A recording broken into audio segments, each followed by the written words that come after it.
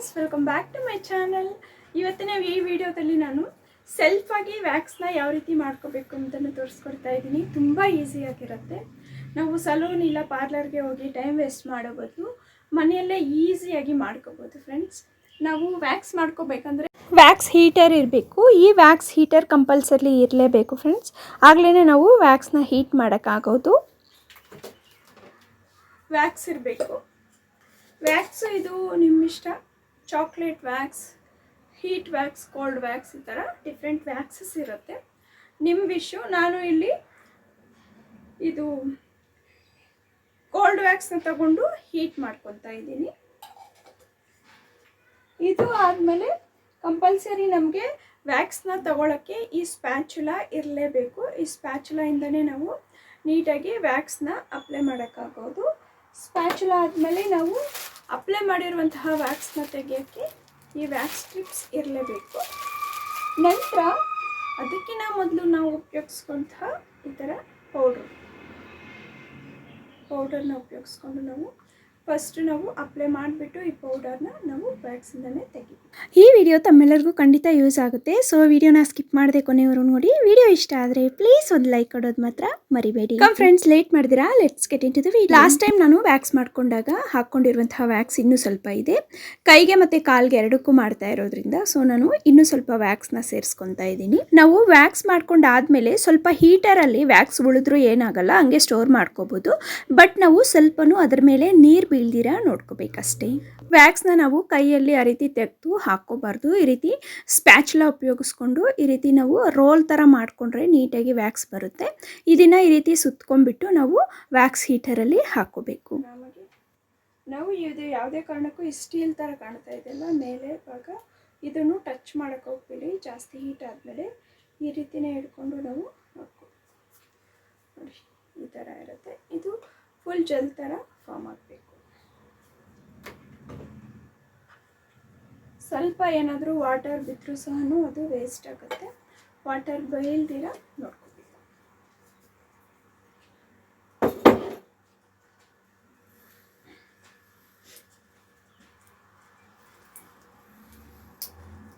ವ್ಯಾಕ್ಸ್ನ ಹೀಟರ್ಗೆ ಹಾಕಿಬಿಟ್ಟು ಹಾಗೆ ಬಿಡೋ ಬದಲು ಈ ರೀತಿ ಮಿಕ್ಸ್ ಮಾಡ್ಕೊತಾ ಇದ್ದರೆ ಅದು ಬೇಗ ಕರಗುತ್ತೆ. ಈ ರೀತಿ ಗಟ್ಟಿಯಾಗಿದ್ದರೆ ಹಚ್ಕೊಂಡ್ರೆ ಕೂದಲು ನೀಟಾಗಿ ಬರಲ್ಲ ಫ್ರೆಂಡ್ಸ್. ಈ ರೀತಿ ಜೆಲ್ ಥರ ಫಾರ್ಮ್ ಆದಮೇಲೆ ನಾವು ಹಚ್ಕೋಬೇಕಾಗತ್ತೆ. ಈಗ ಮೊದಲು ನಾವು ಪೌಡರ್ನ ಹಚ್ಕೋಬೇಕು ಸ್ಕಿನ್ಗೆ. ಜಾಸ್ತಿ ಪೌಡರ್ನ ಡಿಪ್ ಮಾಡಿಕೊಂಡು ಹಚ್ಕೋಬೇಡಿ. ನನಗೆ ಸ್ಪಾಂಜಲ್ಲಿ ಜಾಸ್ತಿ ಪೌಡರ್ ಇರೋದ್ರಿಂದ ಸ್ಕಿನ್ ಮೇಲೆ ಜಾಸ್ತಿ ಬಿದ್ದೋಯ್ತು. ಅಕಸ್ಮಾತ್ ಆ ರೀತಿ ಜಾಸ್ತಿ ಬಿದ್ದರೂ ಸಹ ಸ್ವಲ್ಪ ಒದರ್ಬಿಟ್ಟು ಆಮೇಲೆ ನೀವು ವ್ಯಾಕ್ಸ್ನ ಹಚ್ಕೊಳ್ಳಿ. ಪೌಡರ್ ಜಾಸ್ತಿ ಬಿದ್ದರೆ ಪ್ರಾಬ್ಲಮ್ ಏನಾಗಲ್ಲ, ಬಟ್ ವ್ಯಾಕ್ಸು ಪೌಡರ್ ಮೇಲಿಂದ ಹಂಗೆ ಬರುತ್ತೆ ಬಿಟ್ಟರೆ ಕೂದಲು ಬರಲ್ಲ. ಸೊ ನಾವು ಪೌಡರ್ನ ಲೈಟಾಗಿ ಹಚ್ಕೋಬೇಕಾಗತ್ತೆ. ಈಗ ಸ್ವಲ್ಪವಾಗಿ ವ್ಯಾಕ್ಸನ್ನು ತಗೊಂಡು ಈ ರೀತಿ ಸ್ಟಾರ್ಟಿಂಗಲ್ಲಿ ಸ್ವಲ್ಪ ಹೀಟ್ ಇರೋದ್ರಿಂದ ಬಾಯಲ್ಲಿ ಸ್ವಲ್ಪ ಊದ್ಬಿಟ್ಟು ಆಮೇಲೆ ಹಚ್ಕೊಳ್ಳಿ. ಸ್ಕಿನ್ ಮೇಲೆ ಸ್ವಲ್ಪ ನಮಗೆ ಹೀಟ್ ಕಡಿಮೆ ಇರುತ್ತೆ. ಸ್ಟ್ರಿಪ್ನ ಒಂದ್ಸಲಿ ಚೆಕ್ ಮಾಡ್ಕೊಳ್ಳಿ. ಒಂದು ಕಡೆ ಹಾರ್ಡಾಗಿರುತ್ತೆ, ಒಂದು ಕಡೆ ಸಾಫ್ಟಾಗಿರುತ್ತೆ. ನಾವು ವ್ಯಾಕ್ಸ್ನ ತೆಗಿಯೋಕ್ಕೆ ಹಾರ್ಡ್ ಆಗಿರುತ್ತಲ್ಲ ಆ ಸೈಡ್ ಮಾತ್ರನೇ ಉಪಯೋಗಿಸ್ಬೇಕು. ಆಗಲೇ ನಮಗೆ ವ್ಯಾಕ್ಸ್ ನೀಟಾಗಿ ರಿಮೂವ್ ಆಗೋದು. ಈ ರೀತಿ ವ್ಯಾಕ್ಸ್ ಮೇಲೆ ಹಾಕಿಬಿಟ್ಟು ಸ್ವಲ್ಪ ಪ್ರೆಸ್ ಮಾಡ್ಕೊತ ಈ ರೀತಿ ತೆಗೆದುಬಿಟ್ರೆ ಆರಾಮಾಗಿ ನಮಗೆ ಕೂದಲೆಲ್ಲ ರಿಮೂವ್ ಆಗುತ್ತೆ. ಈ ವ್ಯಾಕ್ಸ್ನ ಬಳಸೋದ್ರಿಂದ ಕೂದಲೊಂದೇ ರಿಮೂವ್ ಆಗಲ್ಲ ಫ್ರೆಂಡ್ಸ್, ನಮಗೆ ಕೈ ಮೇಲೆ ಕಾಲ ಮೇಲೆ ಇರುವಂತಹ ಟ್ಯಾನ್ ಸಹ ಸಂಪೂರ್ಣವಾಗಿ ರಿಮೂವ್ ಆಗುತ್ತೆ. ಮೊಣಕೈ ಮೇಲೆ ಕೆಲವ್ರಿಗೆ ಜಾಸ್ತಿ ಪಿಗ್ಮೆಂಟೇಷನ್ ಥರ ಆಗೋಗಿರುತ್ತೆ. ಅಂದರೆ ತುಂಬ ಬ್ಲ್ಯಾಕ್ನೆಸ್ ಇರುತ್ತೆ ಮೊಣಕೈ ಮೇಲೆ, ಮೊಣಕಾಲ ಮೇಲೆ. ಆಗ ನಾವು ಈ ವ್ಯಾಕ್ಸ್ನ ವೀಕ್ಲಿ ಒನ್ಸ್ ಇಲ್ಲ 15 ಡೇಸ್ ಒನ್ಸು ಮೊಣಕಾಲ್ಗೆ ಹಚ್ಬಿಟ್ಟು ಈ ರೀತಿ ರಿಮೂವ್ ಮಾಡೋದ್ರಿಂದ ಆ ಟ್ಯಾನ್ ಸಹ ಸಂಪೂರ್ಣವಾಗಿ ರಿಮೂವ್ ಆಗಿ ನಮ್ಮ ಕೈ ಯಾವ ರೀತಿ ಕಲರ್ ಇರುತ್ತೋ ನಮ್ಮ ಮೊಣಕಾಲು ಮತ್ತು ಮೊಣಕೈ ಸಹ ಅದೇ ಕಲರ್ ಬರುತ್ತೆ. ನಾವು ಕಂಟಿನ್ಯೂಸ್ ಆಗಿ ವ್ಯಾಕ್ಸ್ನ ಮಾಡಿಸ್ಕೊತಾ ಇದ್ದೀವಿ, ಪಾರ್ಲರ್ಗೆ ಹೋಗಿ ಇಲ್ಲ ಸಲೂನ್ಗೆ ಹೋಗಿ ಇಲ್ಲ ನಾವು ಮನೆಯಲ್ಲೇ ವ್ಯಾಕ್ಸ್ನ ಮಾಡ್ಕೊತಾ ಇದ್ದೀವಿ ಅಂದರೆ ನಮಗೆ ಗೊತ್ತಾಗೋಗುತ್ತೆ ನಮ್ಮ ಸ್ಕಿನ್ಗೆ ಯಾವ ವ್ಯಾಕ್ಸ್ ಸೂಟ್ ಆಗುತ್ತೆ ಅಂತ. ಸೊ ಅದರ ಆಧಾರವಾಗಿ ನಾವು ವ್ಯಾಕ್ಸ್ನ ತಗೊಂಡು ಬಳಸ್ಕೋಬೇಕು. ನನ್ನ ಸ್ಕಿನ್ಗೆ ಚಾಕ್ಲೇಟ್ ವ್ಯಾಕ್ಸ್ ತುಂಬಾ ಚೆನ್ನಾಗಿ ಸೂಟ್ ಆಗುತ್ತೆ. ಅದಕ್ಕಿಂತ ಜಾಸ್ತಿ ಇಷ್ಟಪಡೋದು ನಾನು ಹನಿ ಬಿ ಅವರ ಈ ಕೋಲ್ಡ್ ವ್ಯಾಕ್ಸ್. ಹೀಟ್ ಮಾಡಿ ಈ ಕೋಲ್ಡ್ ವ್ಯಾಕ್ಸ್ನ ನಾವು ಹಚ್ಚೋದ್ರಿಂದ ಟ್ಯಾನ್ ನೀಟಾಗಿ ರಿಮೂವ್ ಆಗುತ್ತೆ. ಪ್ಲಸ್ ಕೂದಲು ಸಹ ಅಷ್ಟೇ ಬೇಗ ಬೆಳೆಯಲ್ಲ. ನಿಮ್ಮ ಕೈ ಮೇಲೆ ಎಷ್ಟೇ ಹಾರ್ಡಾಗಿ ಟ್ಯಾನ್ ಇದ್ರೂ ಸಹ 1-2 ಸಲ ಈ ವ್ಯಾಕ್ಸ್ನ ಬಳಸಿದ್ರೆ ಸಾಕು ಫ್ರೆಂಡ್ಸ್, ಟ್ಯಾನ್ ಅನ್ನೋದು ಸಂಪೂರ್ಣವಾಗಿ ರಿಮೂವ್ ಆಗುತ್ತೆ. ನಾವು ಏನೇ ಕೆಲಸ ಮಾಡಿದ್ರೂ ಮಾಡದೇ ಇದ್ರೂ ಡಿಶಸ್ ಅಂತೂ ದಿನಕ್ಕೆ 6-7 ಸಲ ಆದರೂ ತೊಳಿತೀವಿ ಕೂದಲಿ ಫ್ರೆಂಡ್ಸ್. ಅದಕ್ಕೆ ಕೈ ಮೇಲೆ ಈ ಪಾಮ್ ಮೇಲೆ ಬ್ಲ್ಯಾಕ್ನೆಸ್ ತುಂಬಾ ಬಂದಿರುತ್ತೆ. ಆಗ ಈ ರೀತಿ ನಾವು ಪಾಮ್ ಮೇಲೆ ಸಹ ಸ್ವಲ್ಪ ವ್ಯಾಕ್ಸ್ನ ಹಚ್ಬಿಟ್ಟು ನೀಟಾಗಿ ರಿಮೂವ್ ಮಾಡೋದ್ರಿಂದ ಪಾಮ್ ಮೇಲೆ ಆಗಿರುವಂತಹ ಟ್ಯಾನ್ ಸಹ ನೀಟಾಗಿ ರಿಮೂವ್ ಆಗುತ್ತೆ. ನಿಮಗೆ ಬೆರಳ ಮೇಲೆ ಏನಾದರೂ ಕೂದಲಿದೆ ಅಂದರೆ ಬೆರಳಿಗೆ ಸಹ ಸ್ವಲ್ಪ ಪೌಡರ್ ಹಚ್ಬಿಟ್ಟು ವ್ಯಾಕ್ಸ್ನ ಹಚ್ಕೊಂಡ್ಬಿಟ್ಟು ನಾವು ಕೂದಲಿಗೆ ಆಪೋಸಿಟ್ ಸೈಡಲ್ಲಿ ರಿಮೂವ್ ಮಾಡಿಬಿಟ್ರೆ ಬೆರಳ ಮೇಲೆ ಇರುವಂತಹ ಕೂದಲು ಸಹ ಆರಾಮಾಗಿ ರಿಮೂವ್ ಆಗುತ್ತೆ. ವ್ಯಾಕ್ಸ್ ಏನಾದರೂ ಅಲ್ಲಲ್ಲಿ ಸ್ವಲ್ಪ ಇದ್ದೋಗಿದೆ ಅಂದರೆ ಈ ರೀತಿ ಸ್ಟ್ರಿಪ್ಟಲ್ಲಿ ಮಾಡಿಬಿಟ್ರೆ ನಮಗೆ ಆರಾಮಾಗಿ ರಿಮೂವ್ ಆಗುತ್ತೆ. ಈಗ ಮೊಣಕೈ ಮೇಲೆ ಹಚ್ಚಿ ತೋರಿಸ್ತಾ ಇದ್ದೀನಿ ನೋಡಿ ಫ್ರೆಂಡ್ಸ್. ಮೊಣಕೈಗೆ ಈ ರೀತಿ ಫೋಲ್ಡ್ ಮಾಡಿಬಿಟ್ಟು ಈ ರೀತಿ ಹಚ್ಕೋಬೇಕು. ನಂತರ ಸ್ಟ್ರಿಪ್ ಹಾಕಿಬಿಟ್ಟು ನೀಟಾಗಿ ಫೋಲ್ಡ್ ಮಾಡಿಕೊಂಡು ಆಪೋಸಿಟ್ ಸೈಡಲ್ಲಿ ರಿಮೂವ್ ಮಾಡಬೇಕು. ಕೈನ ನಾವು ಸ್ಟ್ರೈಟಾಗಿ ಇಟ್ಬಿಟ್ಟು ಮೊಣಕೈ ಮೇಲೆ ವ್ಯಾಕ್ಸ್ನ ಹಚ್ಚೋಕ್ಕಾಗೋಲ್ಲ. ವ್ಯಾಕ್ಸು ನೀಟಾಗಿ ಮೊಣಕೈ ಮೇಲೆ ಬ್ಲೆಂಡ್ ಆಗೋಲ್ಲ. ಈ ರೀತಿ ಫೋಲ್ಡ್ ಮಾಡಿಬಿಟ್ಟು ಹಚ್ಕೊಳ್ಳಿ, ನೀಟಾಗಿ ರಿಮೂವ್ ಆಗುತ್ತೆ. ನೀವೇ ನೋಡಿ ಫ್ರೆಂಡ್ಸ್, ವ್ಯಾಕ್ಸ್ ಮಾಡಿರುವಂತಹ ಕೈಗೂ ವ್ಯಾಕ್ಸ್ ಮಾಡದೇ ಇರುವಂತಹ ಕೈಗೂ ಎಷ್ಟು ಡಿಫ್ರೆನ್ಸ್ ಕಾಣಿಸ್ತಾ ಇದೆಯೋ. ನಾವು ನೀಟಾಗಿ ವಾಟರಲ್ಲಿ ತೊಳೆದ್ಬಿಟ್ರೆ ಇನ್ನೂ ಗ್ಲೋಯಿಂಗ್ ಆಗಿರುತ್ತೆ ಸ್ಕಿನ್ ಎಲ್ಲ. ನನಗೆ ಸ್ಲೀವ್ ಮೇಲೆ ಸ್ವಲ್ಪ ಪಿಂಪಲ್ಸ್ ಇತ್ತು, ಪಿಂಪಲ್ಸ್ ಸಹ ನೀಟಾಗಿ ರಿಮೂವ್ ಆಗೋಗಿದೆ.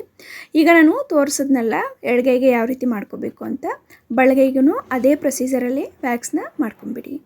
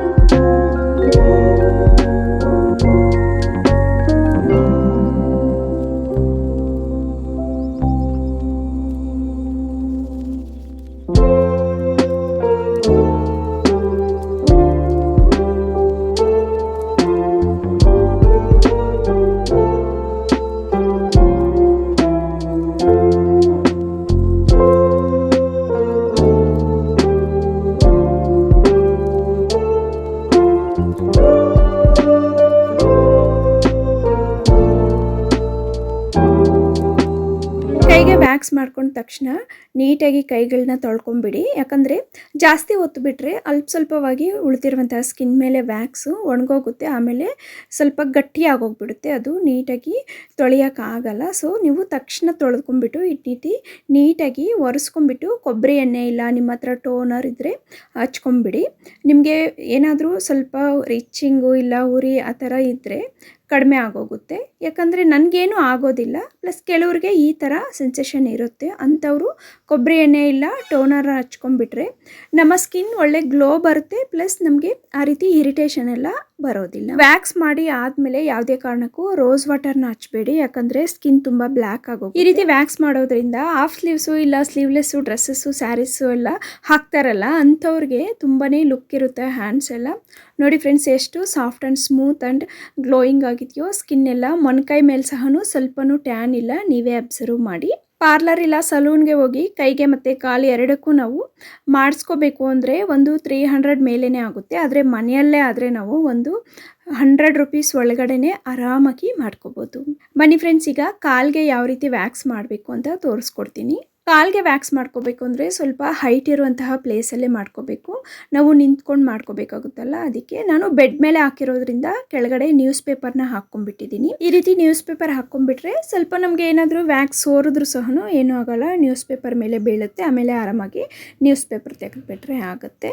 ಕಾಲ ಮೇಲೂ ಅಷ್ಟೇ ಕೂದಲು ಯಾವ ಕಡೆ ಇರುತ್ತೋ ಆ ಕಡೆ ನೀವು ಈ ರೀತಿ ವ್ಯಾಕ್ಸ್ನ ಹಚ್ಕೊಂಡ್ಬಿಡಿ. ನಂತರ ಆಪೋಸಿಟ್ ಸೈಡಿಂದ ವ್ಯಾಕ್ಸ್ ಸ್ಟ್ರಿಪ್ನ ತೆಗೆದುಬಿಟ್ರೆ ಕೂದಲು ಆರಾಮಾಗಿ ರಿಮೂವ್ ಆಗುತ್ತೆ. ಕಾಲಲ್ಲಿ ಸ್ವಲ್ಪ ಕೂದಲು ಜಾಸ್ತಿ ಇರುತ್ತೆ, ಪ್ಲಸ್ ಹಾರ್ಡಾಗಿ ಸಹ ಇರುತ್ತೆ.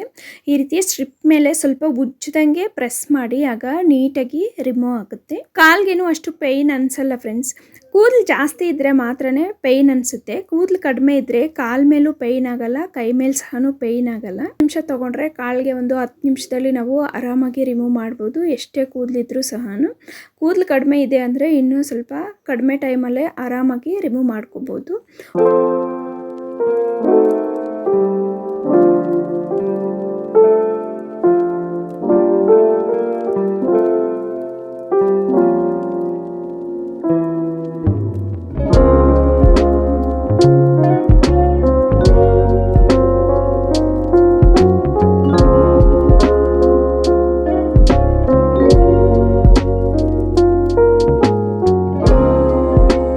ಫೂಟ್ ಮೇಲೆ ಸಹ ನೀಟಾಗಿ ವ್ಯಾಕ್ಸ್ನ ಹಚ್ಬಿಟ್ಟು ರಿಮೂವ್ ಮಾಡ್ಕೊಳ್ಳಿ. ಯಾಕಂದರೆ ನಾವು ಡಸ್ಟಲ್ಲೆಲ್ಲ ಜಾಸ್ತಿ ಓಡಾಡಿದಾಗ ನಮ್ಮ ಕಾಲ್ ಮೇಲಕ್ಕಿನ್ನೂ ಈ ಫೂಟ್ ಮೇಲೆ ಜಾಸ್ತಿ ಟ್ಯಾನ್ ಆಗಿರುತ್ತೆ. ಸೊ ನಾವು ಈ ರೀತಿ ವ್ಯಾಕ್ಸ್ನ ಹಚ್ಬಿಟ್ಟು ರಿಮೂವ್ ಮಾಡೋದ್ರಿಂದ ಆ ಟ್ಯಾನ್ ಎಲ್ಲ ನೀಟಾಗಿ ರಿಮೂವ್ ಆಗುತ್ತೆ. ಪ್ಲಸ್ ನಮ್ಮ ಬೆರಳ ಮೇಲೆ ಸ್ವಲ್ಪ ಕೆಲವರಿಗೆ ಕೂದಲೆಲ್ಲ ಇರುತ್ತೆ, ಆ ಕೂದಲು ಸಹ ನೀಟಾಗಿ ರಿಮೂವ್ ಆಗುತ್ತೆ. ಬೆರಳು ಪಾದದ ಮೇಲೆ ಎಲ್ಲ ನೀಟಾಗಿ ಟ್ಯಾನ್ ಹೋದ್ಮೇಲೆ ನೋಡೋಕ್ಕೆ ತುಂಬ ಚೆನ್ನಾಗಿ ಕಾಣಿಸುತ್ತೆ.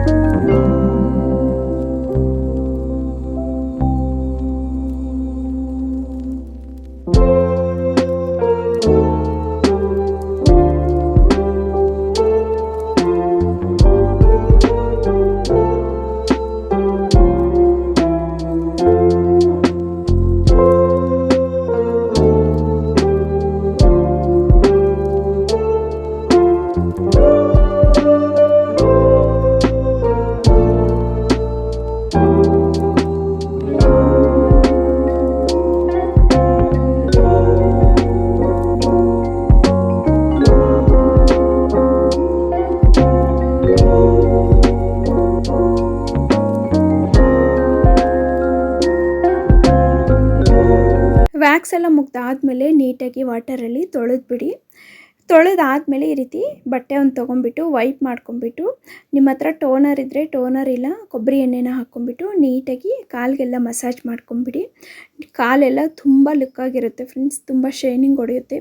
ನಾವು 3/4 ಪ್ಯಾಂಟ್ ಎಲ್ಲ ಹಾಕ್ತೀವಲ್ಲ, ಆ್ಯಂಕಲ್ ಪ್ಯಾಂಟ್ಸ್ ಎಲ್ಲ, ಅದಕ್ಕೆ ನಾವು ಈ ರೀತಿ ವ್ಯಾಕ್ಸ್ ಮಾಡಿಕೊಂಡೆ ಹಾಕ್ಕೊಂಡ್ರೆ ತುಂಬ ಚೆನ್ನಾಗಿ ಕಾಣಿಸುತ್ತೆ. ನಾವು ಆ ಥರ ಪ್ಯಾಂಟ್ಸ್ ಎಲ್ಲ ಯೂಸ್ ಮಾಡಿ ಆದಮೇಲೆ ಈ ರೀತಿ ವ್ಯಾಕ್ಸ್ ಮಾಡೋದ್ರಿಂದ ನಮ್ಮ ಕಾಲ ಮೇಲೆ ಆಗಿರುವಂತಹ ಟ್ಯಾನ್ ಎಲ್ಲ ಸಂಪೂರ್ಣವಾಗಿ ರಿಮೂವ್ ಆಗುತ್ತೆ. ಇಷ್ಟೇ ಫ್ರೆಂಡ್ಸ್, ಈ ವಿಡಿಯೋನ ಇಲ್ಲಿಗೆ ಎಂಡ್ ಮಾಡ್ತಾ ಇದ್ದೀನಿ. ಐ ಹೋಪ್ ಈ ವಿಡಿಯೋ ತಮ್ಮೆಲ್ಲರಿಗೂ ಯೂಸ್ ಆಗಿದೆ ಅನ್ಕೊತೀನಿ. ಯೂಸ್ ಆಗಿದ್ರೆ ಪ್ಲೀಸ್ ನಿಮ್ಮ ಫ್ರೆಂಡ್ಸ್ ಹಾಗೆ ಫ್ಯಾಮಿಲಿ ಮೆಂಬರ್ ಜೊತೆ ಶೇರ್ ಮಾಡಿ. ಈ ವಿಡಿಯೋ ನಿಮಗೆ ಇಷ್ಟ ಆಗಿದ್ರೆ ಪ್ಲೀಸ್ ಒಂದು ಲೈಕ್ ಕೊಡೋದು ಮಾತ್ರ ಮರಿಬೇಡಿ. ನೀವೇನಾದರೂ ನಮ್ಮ ವೀಡಿಯೋಸ್ನ ಫಸ್ಟ್ ಟೈಮ್ ನೋಡ್ತಾ ಇದ್ದರೆ ಪ್ಲೀಸ್ ಚಾನಲ್ಗೆ ಸಬ್ಸ್ಕ್ರೈಬ್ ಆಗಿ ಸಪೋರ್ಟ್ ಮಾಡಿ. ಹಾಗೆಯೇ ಪಕ್ಕದಲ್ಲೇ ಇರುವಂತಹ ಬೆಲ್ಲೈಕನನ್ನು ಕ್ಲಿಕ್ ಮಾಡೋದು ಮಾತ್ರ ಮರಿಬೇಡಿ. ಮತ್ತೊಂದು ಬ್ಯೂಟಿಫುಲ್ ಆ್ಯಂಡ್ ಯೂಸ್ಫುಲ್ ವಿಡಿಯೋದೊಂದಿಗೆ ಮತ್ತೆ ಭೇಟಿಯಾಗೋಣ. ಅಲ್ಲಿವರೆಗೂ always keep smiling, stay healthy and stay happy. Thank you for watching and have a great day.